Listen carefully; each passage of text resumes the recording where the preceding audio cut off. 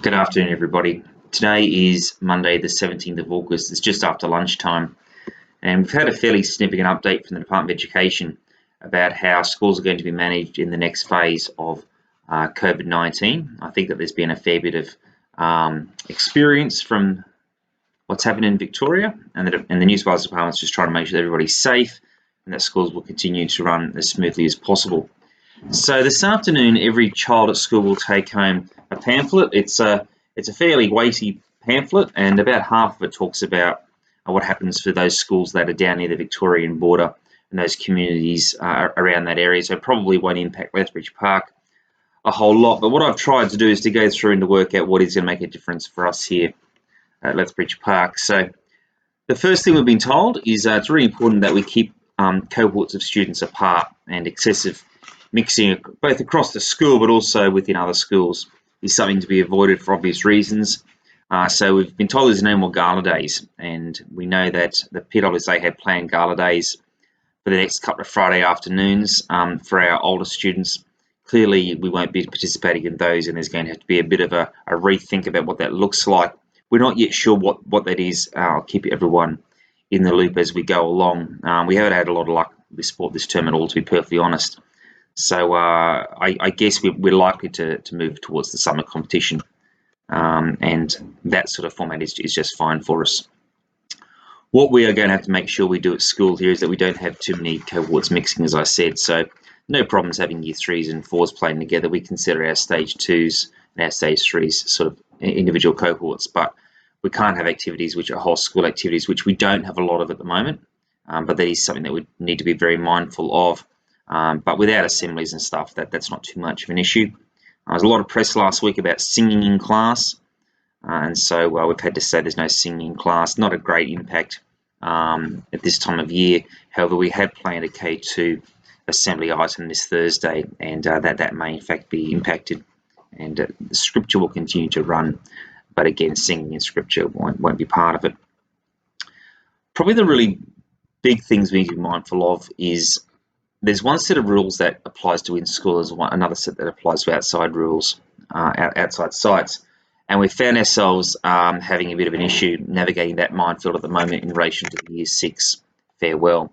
So while we're allowed to have activities that involve all of our kids, because it's really about controlling adults, that's an issue. As soon as we leave the school grounds, we have to comply with the broader New South Wales guidelines. And at the moment, the venues that we would use for Year 6 farewells really can't allow us to be there.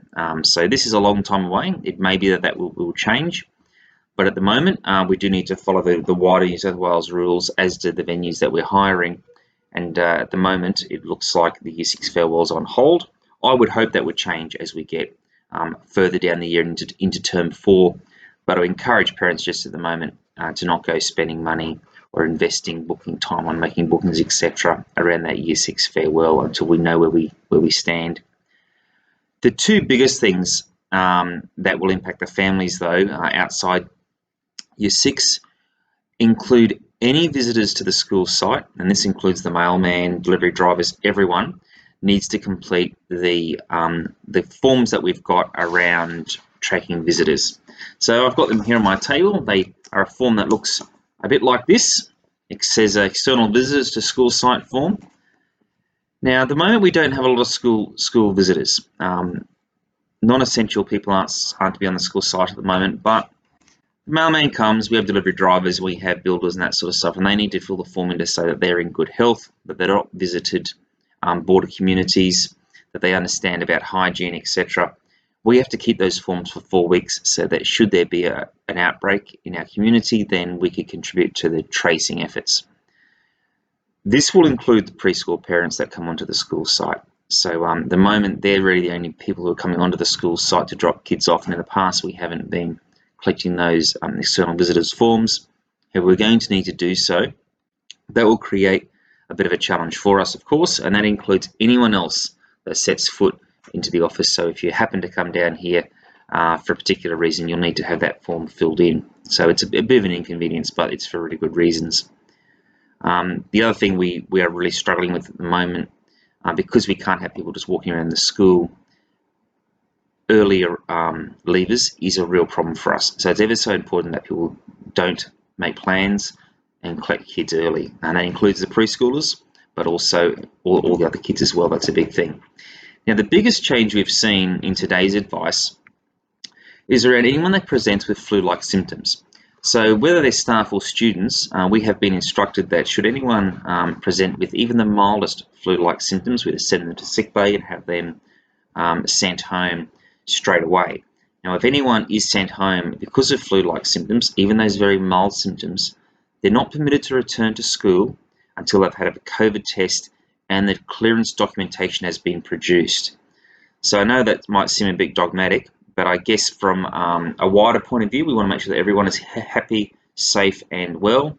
The department's being very, very clear on this. So first of all, I guess if your children are unwell, they are much better off at home, and we fully appreciate that. Should they have flu-like symptoms, they will need to be tested, and then before they return to school, the paperwork to support that will need to be returned. I know that some of our doctors have been giving verbal, yes, it's all clear, but we actually do need the paperwork. So that's the big update for today. Do have a look out for this paper that's going home this afternoon. I think it's about 8 or 10 pages or something. Well worth a read through. We're still trying to assess what it means for us at school here. We don't feel it's going to impact the students themselves a lot. It's more the adults that are going to be impacted. But as we get more information, we'll keep you in the loop as always. Thanks so much.